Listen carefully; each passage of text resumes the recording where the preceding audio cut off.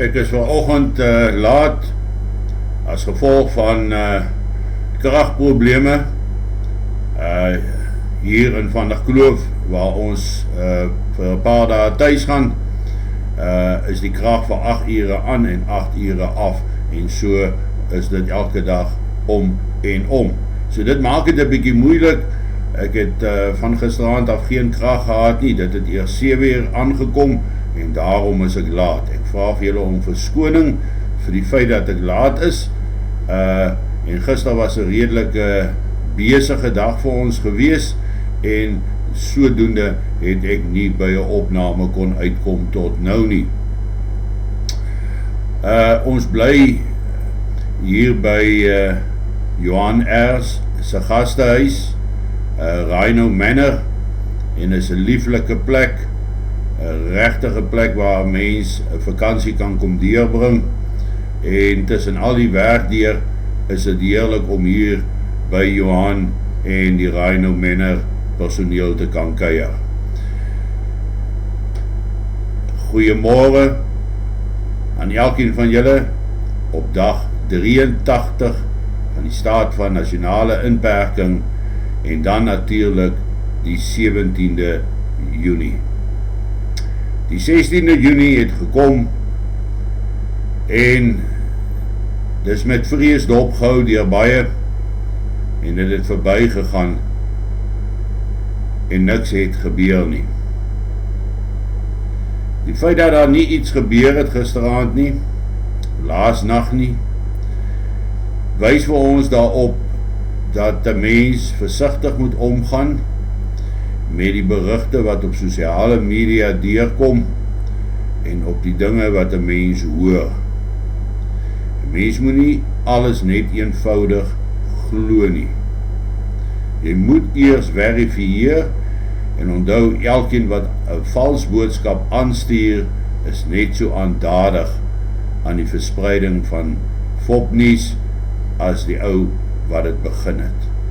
Maar dit sal dalk die moeite werd wees om 'n bietjie te kyk op sekere datums, veral die met historiese waarde, en elke jaar gaan daar sulke stemboodskappe doen die ronde, en dit is asof dieselfde stemboodskappe maar net bietjie aangepas word om vir die jaar voorsiening te maak. Soms dink ek dit word doelbewus gedoen, juis om die mense bevrees te maak en bekommerd te maak. Maar miskien het die ysige koue weer iets hiermee te doen. Ek hoor dat daar in Gauteng tot sneeureën geval het, en dat dit bitter koud is, en miskien het die koue 'n kalmerende uitwerking gehad op die planne van die jeug. Maar ek dink nie dit verander enigiets aan ons situasie hier in Suid-Afrika nie. Ek dink nie dit verander enigiets aan ons as minderheidsgroep se situasie nie. Ek dink die fokus bly staan om radikale ekonomiese transformasie daar te stel, wat beteken dit gaan met ons moeiliker gaan, ons gaan swaarder lewe, en ons word stelselmatig in 'n hoek gedryf. Steeds raak die retoriek van die leiers nie minder nie, inteendeel dit raak meer, en ek is seker ons sal optel ook uit wat gesê was op jeugdag, en wat alles daarna mag volg. Die staat van inperking, daar is geen teken op hierdie stadium dat daar enige vorm van verligting gaan kom nie. Ek sien wel op Netnuus is daar so 'n moontlikheid wat hulle begin spekuleer daaroor, maar ons kan nog met geen sekerheid sê nie.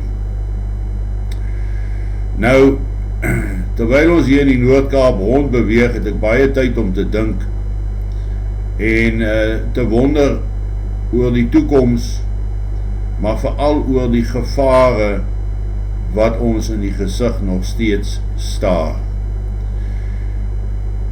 En uiteraard is vrees een van die grootste emosies wat ons ervaar as ons die stemboodskappe kry, as ons die potensiële gevaar raak sien, en tog moet ons hierdie vrese van ons kanaliseer na verantwoordelikheid toe, dat ons met verantwoordelike optredes en met verantwoordelike gesprekvoering omgaan, en dat ons hierdie sluimerende vrees waarmee elkeen van ons rondloop, en ons net hoop, laat dat toch net nog 'n bietjie dag wees, laat dat toch net nog tyd wees, dat ons kan beter voorberei of beplan. Ons moet dit alles kanaliseer en gebruik tot ons voordeel. Ons mag egter nie onverantwoordelik raak en begin om die gevaartekens mis te kyk nie. Hou jou oë oop, hou dit dop, bly gefokus op jou doel van veilig bly en om veilig te wees. Vanoggend gaan ek nie vreeslik baie langer met julle gesels nie. Ek hoop ek gaan môreoggend 'n langer tydjie kry. Vandag is daar 'n drukprogram vir ons voor en ons moet redelik beweeg, en hopelik kan ek môreoggend 'n bietjie meer tyd aan julle afstaan, of aan die gesprek afstaan, nie aan julle nie, maar aan die gesprek. En ja, my kondensmelk koffie was extra lekker vanoggend, want ek moes wag tot 7 uur voor ek dit kon drink. Geniet julle kondensmelk koffie vanoggend, en wees dankbaar vir die klein seëningies wat ons kan toekom, soos die feit dat daar gisteraand nie iets gebeur het nie, en dat ons almal vanoggend verfris en vervars kan opstaan en met nuwe moed na die dag kyk. Wees veilig, wees sterk, wees oplettend, wees waaksaam, maar bovenal, wees dankbaar. Dankie.